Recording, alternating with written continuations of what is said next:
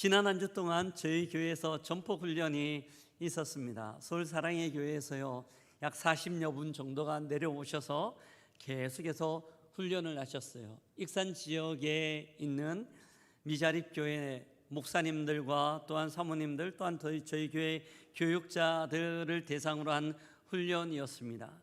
아침 8시 30분부터요 오후 5시 30분까지 계속해서 빡빡한 스케줄 가운데 이어지는 훈련이었습니다. 근데 5시 30분에 훈련이 마치면 이제 좀 쉬겠다 싶었는데 그렇지 못했어요. 전폭 전문이라고 해서요, A4 한 4장에서 5장 정도 되는 분량을 다 외워야 되거든요. 전도 폭발 훈련이 하는 것이 아니라 머리가 폭발하는 훈련들을 했던 것 같습니다. 너무 힘들었어요. 그런데 그 힘든 훈련 중에도 감사했던 것은요, 우리가 외웠던 이 복음을 가지고 성도들이나 아직 복음이 잘 정리되지 못한 분들을 만나서 쭉 함께 나누는데 그분들의 마음 가운데 복음이 들어가고 눈에 눈물들이 맺히며 하나님 앞에 살아갈 것들을 결단하고 영접하는 것들을 보면서 너무너무 감사했습니다. 사도 바울이 이야기한 것처럼 사람들이 보기에는 정말 볼품없는 복음인데 예수 그리스도 안에서는 구원의 역사가 있는 줄 믿습니다. 이것이 복음의 역설이에요.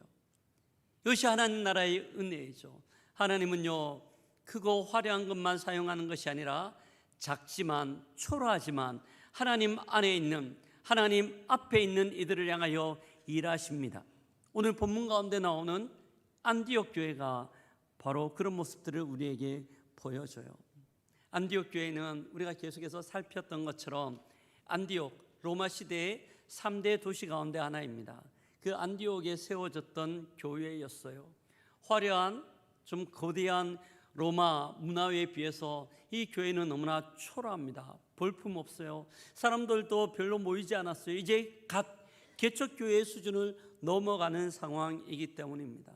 그런데 이들이 하나님의 손에 붙들림 받으자 주께서 이들을 잡으시자 세계 선교의 전쟁 기제가 되었으며 저 넓은 유럽을 예수 그리스도의 피 묻은 복음으로 변화시키는 존귀한 도구로 쓰임받게 되는 것이죠.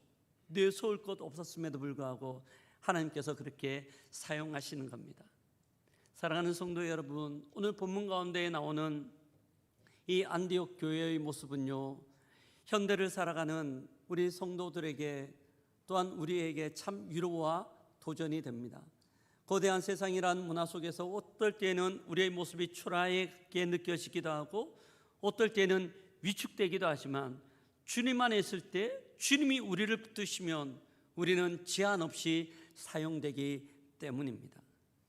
오늘 말씀을 통해서요, 안디옥 교회가 어떻게 작고 초라하지만 하나님 나라의 위대한 일들 가운데 쓰임 받았는지 말씀을 살피며 우리에게 주시는 주의 음성을 듣고 우리 또한 결단하는 시간 되기를 주의 이름으로 기도드립니다.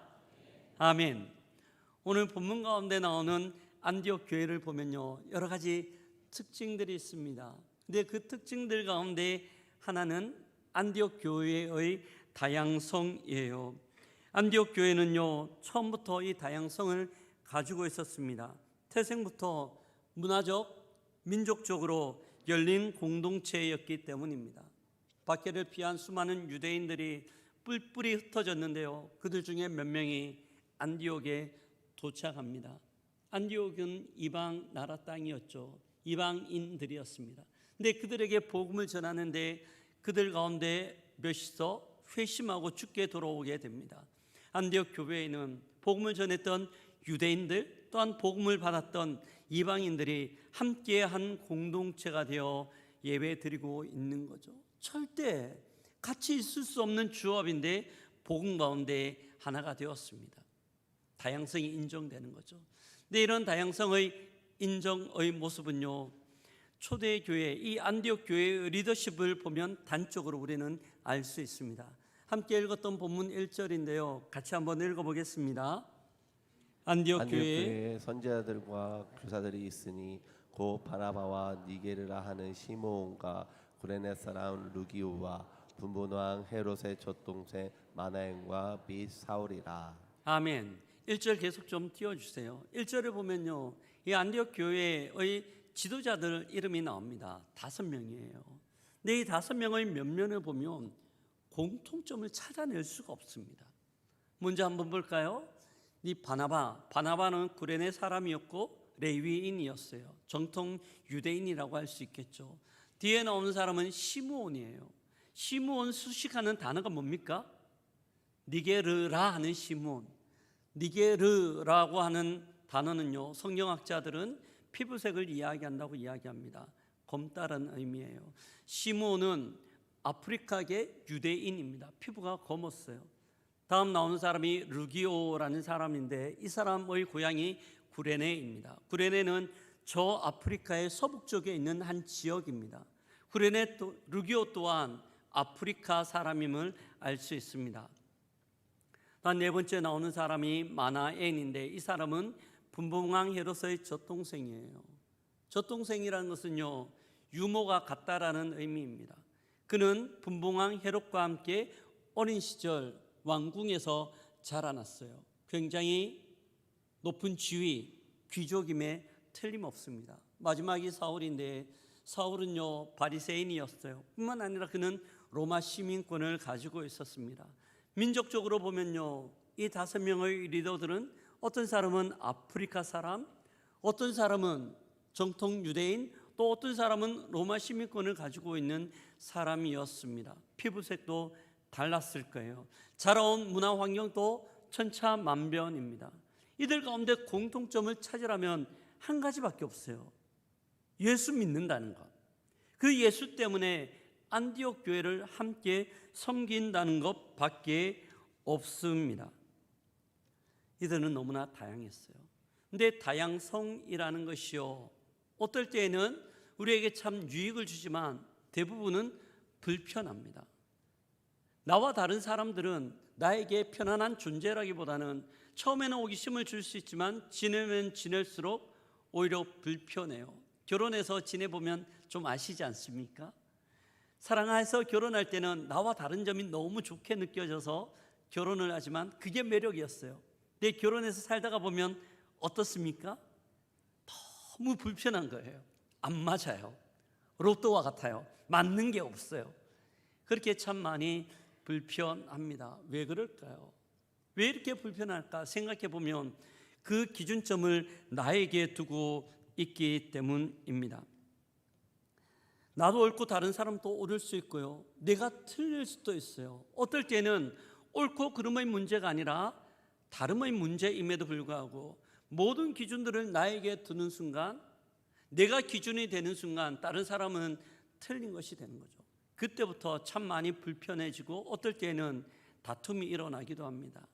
제가 대학교 때 있었던 일인데요, 참 친한 친구가 저를 포함해서 3명이 있었습니다. 너무 친한 나머지 방학이 되자, 야, 우리 여행 갈까? 이렇게 해서 의기투합해서요, 2박 3일의 여행을 떠나게 됩니다. 용돈도 모아서 너무 신났어요. 근데 이 3인의 조합이 참 재밌는데 3명 중에 1명은 계획파입니다. 이 친구는 아침 시간, 일어나는 시간부터 했어요. 오전에 뭘 하고 점심때 뭘 먹고 오후 일정을 정하고 자는 시간까지 계획을 짜서 움직이는 친구예요. 근데 또 한 친구는요, 즉흥파예요. 그냥 무계획이 계획인 친구입니다. 그냥 시간 가는 대로 그냥 기분 따라 움직이는 친구죠. 보통 때는 괜찮았어요. 그냥 재미있었으니까요. 근데 여행 가고 나서 여행에서 이 다름들이 너무나 크게 부각되었습니다. 계획파가 즉흥파를 바라보면서 짜증이 나는 거예요. 야, 얘는 비싼 돈 내놓고 여행 와서 왜 이렇게 게으르지? 왜 나만 이렇게 수고하고 노력하지? 라는 불평이 생기는 거죠. 또 즉흥파도 얘 뒤질싸라 짜증이 났습니다. 얘는 왜 여행까지 와서 나를 이렇게 들들 볶지? 왜 나를 가만히 두지 않는 거야? 라는 생각들을 하면서 불만이 그 마음 가운데 너무 많이 들었던 거죠. 근데 저도 힘들었습니다. 이 친구들이 저한테 와서 계속 이야기를 하는 거예요. 저는 가만히 있는데 나중에 그날 밤 저녁에 심각하게 부딪혔습니다. 여행 어떻게 됐을까요? 그 다음날 아침 먹고 다 집으로 갔습니다. 서로 달랐기 때문이죠. 지금 생각해 보면요, 예전에 왜 그랬을까라는 생각이 듭니다. 말씀을 준비하면서 한 생각이 들었어요. 세계 선교라는 것은 너무 어마어마한 일입니다. 하나님 나라의 획기적인 사역이에요. 그런데 이 사역 가운데 하나님께서는 왜 예루살렘 교회가 아니라 안디옥 교회를 사용하셨을까요? 예루살렘 교회를 사용하셨다라면 훨씬 더 명문도 있고 모양새도 훨씬 더 좋잖아요. 근데 왜 주님은 예루살렘 교회가 아니라 안디옥 교회였을까? 하나님께서 예루살렘 교회를 사용하셨다라면 그들의 복음 전파는 곧 한계점을 만났을 겁니다.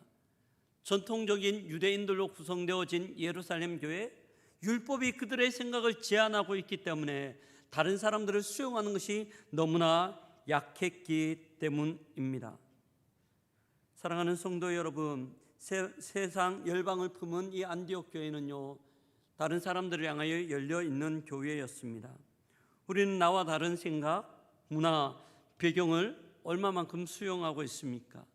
세상에서는 배경이 다르면 선을 긋습니다. 그리고 구분하죠. 나와 다른 사람이라고. 하지만 교회는요, 나와 다른 사람들이 서로 하모니를 이루어 아름다움을 만들어내는 것이 교회예요. 교회는 바이올린 연주가 너무 멋지지만 수많은 바이올린만 있어서 연주하는 것이 아니라 다양한 악기들이 함께 모여 오케스트라를 만드는 것이 교회인 줄 믿습니다. 다양함들이 불편함이 없어요. 다양함들은 서로 수용되는 거예요. 교회는요, 동일한 목적을 가진 사람들의 모임인 동호회가 아니라, 교회는 동호회가 아니라 다양한 사람들이 함께 어우러지는 오케스트라이기 때문입니다. 어쩌면 우리는 지내면서요, 나와 다른 사람들이 불편할 수 있습니다. 근데 또 어쩌면 나와 다른 사람들이 주는 그 풍성함들을 경험할 때도 있습니다. 무엇이 이런 차이를 만들까요? 많은 사람들은 그가 그 차이를 만든다라고 생각합니다. 그에 의하여 불편하기도 하고 그에 의하여 풍성하게 되기도 한다라고 생각해요. 그렇지 않죠. 그 열쇠는 내가 쥐고 있어요. 내가 그를 향하여 품어낼 수 있는 마음이 있으면요, 불편한 것이 아니라 다양하고 풍성하게 될 수 있기 때문입니다.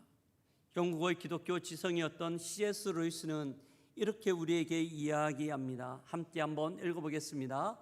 복음은 서로 전혀 어울릴 수 없는 다른 사람들을 한 상에 앉히는 신비한 힘이 있다. 복음은요, 서로 다른 사람들이 서로 불편한 것이 아니라 한 상에 앉힐 수 있는 강력한 힘이 있다고 이야기합니다. 이게 복음의 신비예요.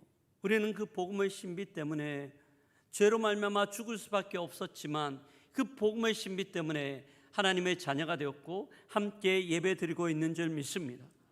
그 복음의 신비를 우리가 경험했어요. 그러기에 주께서 우리에게 그 복음의 신비로 다른 사람들을 품어내라고 이야기합니다. 그럴 때 우리는 하나님 앞에 쓰임받는 인생, 우리 교회는 존귀하게 사용되는 공동체가 되는 거죠. 안디옥 교회가 그랬던 것처럼 우리가 그렇게 하나님 앞에 쓰임받는 하나님의 백성 되기를 주의 이름으로 축복합니다. 아멘. 이것이 안디옥 교회가 가지고 있었던 하나님 앞에 쓰임받았던 특징이에요. 다양함들이 아름다움을 만들어내고 있습니다. 이런 이유 때문일까요? 이 안디옥 교회는요, 세상 사람들로부터 특별한 별명이 하나 있었어요. 사도행전 11장 26절을 보면요, 이 안디옥 교회를 바라보며 그리스도인이란 이름으로 불려지고 있습니다. 예수 그리스도를 닮은 사람들이라는 의미이죠. 예수 그리스도를 닮았다라는 것은 다양한 사람들을 품어낸다는 의미도 있지만 또 한 가지 의미도 있어요. 안디옥 교회가 가지고 있었던 특징입니다. 하나님의 명령에 순종과 함께 헌신과 봉사하는 것이 안디옥 교회의 특징입니다. 하나님께서 어느 날 안디옥 교회를 향하여 말씀하십니다. 이것이 오늘 우리가 읽었던 본문 2절과 3절인데요. 같이 한번 읽어보겠습니다. 주를 섬겨 금식할 때 성령이 이르시되 내가 불러 시키는 이를 위하여 바나바와 사울을 따로 세우라 하시니 두 사람을 안수하여 보내니라. 본문에 보면 2절에 따로 세우라라는 단어가 나옵니다. 이 따로 세우라는 단어는요, 원어적으로 보면 구별하여서 특별한 목적을 위해 따로 세우는 거예요. 구별하여 특별한 사역이나 특별한 목적을 위해 구분해 놓는 것이 따로 세운다라는 의미입니다. 하나님께서 왜 바나바와 사울을 따로 세우셨을까요? 그것은 이들을 선교사로 파송하기 위해서입니다. 유럽 선교의 첫 발자국을 이들을 통하여 열어가기 위해서 따로 세우셨던 거죠. 근데 저희들은요, 이 말씀을 들으면 하나님 그렇게 일하시는구나, 하나님이 역사하시는구나 라고 생각하지만, 그런데 안디옥 교회의 입장에서는 느낌이 전혀 달라요. 안디옥 교회는요, 전혀 다른 느낌이에요. 바나바와 사울은 안디옥 교회 담임 목사와 같아요. 최고의 리더십에 있는 사람들이었습니다. 하나님께서 이들을 따로 세워서 파송한다고 이야기했을 때 덜컹 걱정이죠. 그러면 우리 교회는? 우리는 누가 이끌어가지? 우리는 어떻게 하지? 라는 생각이 들기 때문입니다. 근데 오늘 본문 가운데 보면 안디옥 교회가 하나님의 말씀 가운데 그렇게 반응하지 않아요. 하나님께서 말씀하실 때 그들은 핑계대거나 다른 것들을 이야기하지 않습니다. 주님, 저 바나바하고 사울은 우리 교회의 담임인데요, 너무 중요한데 다른 지도자들이나 다른 사람들을 보내면 어떨까요? 라고 이야기하며 남는 사람을 보내려고 하지 않았습니다. 하나님께서 말씀하실 때 그들 가운데 최고의 지도자였지만 순종으로 그들을 파송합니다. 어떻게 해서 안디옥 교회는 하나님의 말씀에 이렇게 순종할 수 있었을까요? 그들의 관점이 달랐기 때문이에요. 그들은 안디옥 교회라는 고기만 바라보고 있는 것이 아니라 눈을 들어 하나님 나라의 큰 그림을 보고 있는 겁니다. 하나님께서 어떤 일을 하시는지, 하나님께서 어떻게 펼쳐가시려고 하는지 그 그림 가운데 눈을 고정하고 그렇게 하나님 앞에 순종을 하고 있는 거죠. 사랑하는 성도 여러분, 이것이 안디옥 교회의 특징이에요. 안디옥 교회가 하나님 앞에 쓰임받았던 이유입니다. 최고의 것을 주님께 드리고 있습니다. 근데 우리의 모습은 어떻습니까? 하나님께서 우리에게 말씀하실 때 우리는 기꺼이 우리의 것들을 주님 앞에 내어드리고 있습니까? 우리가 살아가는 시대는요, 사람들이, 세상이 너에게 집중해, 너를 먼저 챙겨라고 이야기를 합니다. 이건 너의 시간이야, 너의 재정이야, 너의 에너지야, 너가 먼저 필요하지 라는 인식들을 계속 심어줍니다. 이 인식 가운데 노출된 우리는요, 어떨 때는 주께서 우리에게 헌신들을 요구하시지만 나는 어떻게 하지? 내가 먼저 해야 되는데, 내 것들을 먼저 채워놓은 이후에 내가 이것 할 수 있지 않을까라는 세상의 소리 가운데 귀를 기울이고 우리가 우리의 마음을 그렇게 계속해서 습득시키고 좀 그렇게 만들어 가려고 합니다. 근데 주님은 그렇지 않죠. 주님은 우리는 내 손에 쥐고 있는 것들을 놓으면 내 삶에 구멍이 뚫리는 것처럼, 손해를 보는 것처럼 불안해합니다. 하지만 하나님은 그렇지 않아요. 하나님은 언제나 소중한 것들을 통하여 일하시고 역사하십니다. 아브라함을 한번 볼까요? 가장 중요한 이삭을 주께서 드리라고 하실 때 아브라함은 하나님께 드렸어요. 이를 통하여 아브라함은 믿음의 조상이 될 수 있었습니다. 넓은 벌판에서 예수님의 말씀을 듣던 오병이어 사건 가운데 소년도 마찬가지예요. 예수님께서 먹을 것들을 찾는다고 이야기할 때 이 도시락은 아이에게 너무너무 중요했습니다. 하지만 주님 앞에 드렸을 때 하나님께서 역사하시죠. 만약 이 만약이에요. 아이가 이 도시락을 드리지 않았다면 어떻게 되었을까요? 드리지 않았다면 혼자 배불렀을 겁니다. 근데 하나님의 부르심 가운데 헌신하였을 때 덤의 은혜가 그의 삶들 가운데 나타납니다. 덤으로 수많은 사람들이 함께 배불렀으며 덤으로 예수 그리스도께서 생명의 떡임을 선포하며 드러나게 되는 거죠. 주님 앞에 우리의 귀한 것들을 드릴 때 하나님의 역사가 펼쳐지는 줄 믿습니다. 저는 사역을 하면서요, 이런 은혜들을 참 많이 경험을 합니다. 2년 전이었던 것 같아요. 전도 여행을 준비하는 중에 어떤 자매가 저에게 그런 고백을 합니다. 목사님 이야기하며 직장에서 있었던 일을 저에게 이야기하는 거예요. 여름휴가가 가까이 되었습니다. 직장인에게 여름휴가는요, 오매불망입니다. 너무 중요하죠. 열심히 좀 지치게 일하는 중에 여름휴가가 그에게 쉼이기 때문에, 유일한 소망이기 때문에 기다리고 있습니다. 직원들끼리 모였어요. 여름휴가 어떻게 보낼지 서로 이야기합니다. 이번 여름휴가 어떻게 보내시나요? 한 사람이 저는요, 이번 여름휴가 제주도 가려고요. 제주도 계획해 놓고 있습니다. 또 어떤 사람은 이야기합니다. 짜잔 그러면서 휴대폰으로 비행기 티켓팅한 걸 보여줍니다. 동남아 여행을 잡아놓은 거예요. 신나게 이야기를 합니다. 이것하고 행복하게 보낼 겁니다 라고 이야기를 해요. 근데 이 자매에게 묻습니다. 김대리, 이번 여름휴가 때 뭘 할 거야? 물을 때 이 자매가 이야기합니다. 저 이번 여름휴가 때 교회에서 농어촌 전도여행 봉사 가는데 거기 가려고 합니다. 갑자기 분위기가 쇠해지면서 주위에 있던 사람들의 눈빛이요, 야, 너 왜 그래? 너 왜 그래? 그런 눈빛으로 쳐다보는 겁니다. 그러면서 그냥 조롱하듯이 한마디를 던져요. 야, 거기 가면 얼마 주는데? 회비 내면서 가는 사역이죠. 근데 사람들의 눈빛에는 그렇게 보입니다. 자기 것들을 그냥 허비하는 것처럼, 낭비하는 것처럼 보이죠. 근데 사랑하는 성도 여러분, 하나님 앞에 헌신하는 것은 낭비가 아니죠. 우리는 사람들은 이것을 낭비의 법칙으로 보지만 하나님 안에 있을 때 체험의 법칙으로 끝나는 줄 믿습니다. 사역을 하다가 보면요, 하나님께서 하나님의 것으로 너무너무 풍성히 우리에게 채워주시죠.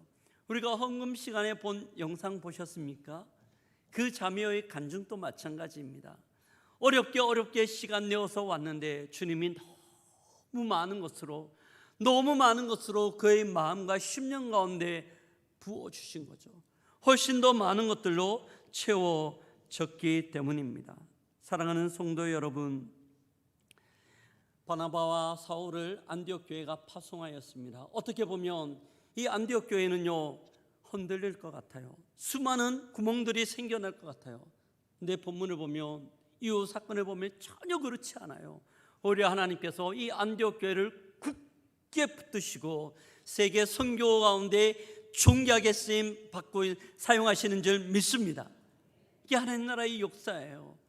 나의 것을 드리는 것은 손해의 법칙이 아니라, 오히려 낭비의 법칙이 아니라 하나님 것으로 채우는 체험의 법칙인 거예요.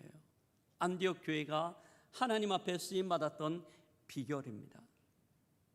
이 안디옥 교회는요, 이렇게 하나님 앞에 다양성을 포함하여 함께 품을 수 있는 넓은 마음들을 가졌을 뿐만이 아니라 주께서 요구하실 때 언제든지 순종하며 자기의 귀한 것들을 기꺼이 내어드리는 섬김이 있었습니다. 이렇게 해서 안디옥 교회는 쓰임 받았어요. 우리가 이렇게 말씀을 나누면 예전에도 이런 비슷한 말씀을 들었을 거예요. 우리가 다 결단을 합니다. 내가 하나님 앞에 이렇게 쓰임 받으리라 생각을 하며 결정을 해요. 다짐을 합니다. 그렇지, 다양한 사람들을 포용하고 하나님 앞에 헌신해야 되겠다, 이렇게 결단을 해요. 근데 어떻습니까? 그 결단이 잘 됩니까? 잘 안 됩니까? 안 해봐서 잘 모르시겠습니까? 쉽지 않아요. 마치 우리가요 주먹으로 모래를 한 움큼 쥐는 것하고 비슷해요. 한 움큼 모래를 쥐으면 딱 잡혀지는 것 같지만 순식간에 이 주먹 가운데 모래가 다 빠져나갑니다. 나중에는 남은 게 별로 없어요. 마찬가지예요. 우리의 힘으로 하나님 앞에 결단하는 것 정말 쉽지 않습니다. 근데 안디옥 교회는 그렇게 하고 있거든요. 어째서 안디옥 교회가 이렇게 할 수 있었을까요? 오늘 우리가 읽었던 본문은 굉장히 짧아요. 길지 않습니다. 근데 이 짧은 본문에 계속해서 반복적으로 등장하는 단어가 하나 있습니다. 혹시 여러분 눈치채셨습니까? 성령이라는 단어입니다. 안디옥 교회는요 성령으로 하나님의 음성을 들었을 뿐만이 아니라 성령으로 주님 앞에 결단하고 있습니다. 무엇보다 성령으로 그들에게 맡겨진 모든 사역들을 능력 있게 감당하고 있는 거죠. 4절부터 12절 사이에 나오는 내용들이요 성령으로 능력 있게 사역을 감당하는 모습이에요. 이 전도대가 이 선교팀이 파송을 받았습니다. 그리고 쭉 가다가 사역했던 첫 번째 사역지 가운데 하나가 바보라는 섬입니다. 열심히 복음을 전하는데 그 섬에 총독이 한 명 있었어요. 서기오 바울이라는 사람이에요. 그는 지혜로웠어요. 바나바와 사울이 전하는 복음 가운데 마음을 열고 계속해서 집중을 합니다. 그런데 이 복음 사역 가운데 한 명의 방역군이 나타납니다. 마술사예요. 복음을 전할 때마다 옆에 나와서 계속해서 깐죽깐죽거리며 방해를 합니다. 계속해서 회방을 넣는 거죠. 이 모습을 기록하고 있는 것이요 우리가 읽었던 본문 9절과 11절인데요 같이 한번 읽어보겠습니다. 바울이라고 하는 사울이 성령이 충만하여 그를 주목하고 보라 이제 주의 손이 내 위에 있으니 내가 맹인이 되어 얼마 동안 해를 보지 못하리라 하니 즉시 안개와 어둠이 그를 덮어 인도할 사람을 두루 구하는지라. 사랑하는 성도 여러분, 이 바울이요 그를 해방하는 마술사를 바라보며 성령이 충만하여 성령으로 그를 주목하고 명령을 합니다. 오늘 본문 가운데 나오는 마술사의 이름이 바예수예요. 합성어인데요. 바, 아들, 예수, 요한은 구원자다. 요한은 구원자의 아들이라고 이야기하는 이 마술사는 오히려 구원의 길을 계속해서 방해하고 있었습니다. 이는요 우리가 주의 사역을 할 때 얼마나 영적 전쟁이 심각한지 얼마나 방해꾼이 많은지를 우리에게 이야기해 주고 있습니다. 하지만 사도 바울은요 성령이 충만하여 성령으로 그에게 명령을 합니다. 너가 못 보게 될 것이다. 너가 보지 못하리라. 이렇게 명령할 때 곧 그의 눈이 어두워집니다. 성령의 사역, 성령이 그들과 함께 하셨음을 믿습니다. 성령으로 말미암아 구원의 역사들이 일어나는 거죠. 그를 방해하려고 했던 이 마술사는 눈이 어두워졌지만 오히려 옆에서 이를 바라보던 서기오 바울 총독은요 복음의 능력들을 바라보며 예수 그리스도를 믿게 되는 은혜의 역사들이 나타나게 됩니다. 제가 이 본문을 보면서 한번 생각해 봤습니다. 복음을 전할 때 마술사가 옆에서 깐죽깐죽거릴 때 바울과 바나바가 얼마나 화딱지가 났을까요? 너무 짜증났을 거예요. 만약 이 장면 가운데서 바울이 버럭 소리를 지르며 버럭 화를 냈으면 어떻게 됐을까요? 어떻게 됐을까요? 더 이상 구원의 역사들은 일어나지 않았죠. 하지만 그들이 성령이 충만하여 성령을 의지할 때 하나님께서 은혜 베푸시고 구원의 역사가 나타난 줄 믿습니다. 우리가 하나님 앞에 쓰임받을 수 있는 이유가 무엇일까요? 우리의 힘, 우리의 능력, 우리의 경험치? 전혀 아니죠. 하나님께서 우리에게 은혜를 주시고 성령이 역사할 때 나타나는 은혜의 현장입니다. 저는 사역을 하면서 이걸 참 많이 경험합니다. 너무너무 많이 경험해요. 지난주에도 이런 성령의 은혜들을 경험하였습니다. 지난주 제가 전폭 이야기를 했잖아요. 전폭 4일 동안 진행되었는데 마지막 날입니다. 모든 것들을 다 마무리하고 이제 수료식을 진행했습니다. 순서 가운데 하나가 훈련받았던 분들 중에 소감문 발표하는 시간이 있어요. 한 목사님이 나오셔서 전폭에 대한 훈련에 대한 소감문을 쭉 이야기를 합니다. 그 목사님의 이야기를 좀 옮기도록 할게요. 이 목사님은요, 극내향적인 성향이에요. 굉장히 소심합니다. 내 사역도 참 만만치 않아요. 혼자서 교회 모든 사역을 감당해야 되기 때문에 이 사역 자체도 버겁고요, 많이 지쳐 있었어요. 첫 오는 날부터 참 많이 지친 느낌이 들었습니다.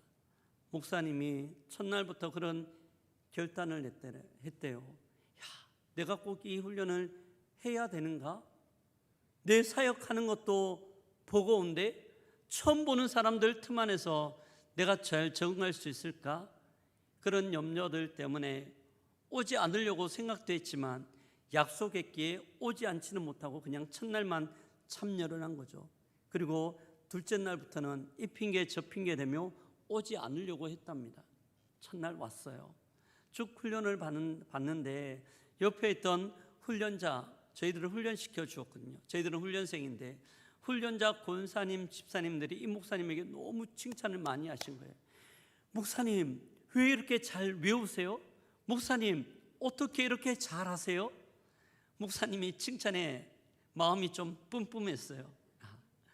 안 오려고 했다가 둘째 날도 오게 되셨습니다. 오후 프로그램이 외웠던 전폭 전문을 가지고 전도 대상자를 향해 찾아갔어요. 복음을 전하는 것이었어요. 이 목사님 전도 대상자가 그 교회에 오신 지 등록하신 지 한 달 정도 되는 할머니였습니다. 80대인데요, 암 환자였어요. 한 달 전에 등록해서 이 목사님이 새벽 기도 마치면 항상 이 할머니 집에 가서 기도해 주는 상황이었습니다. 근데 한 주부터 너무 상황이 안 좋아진 거예요.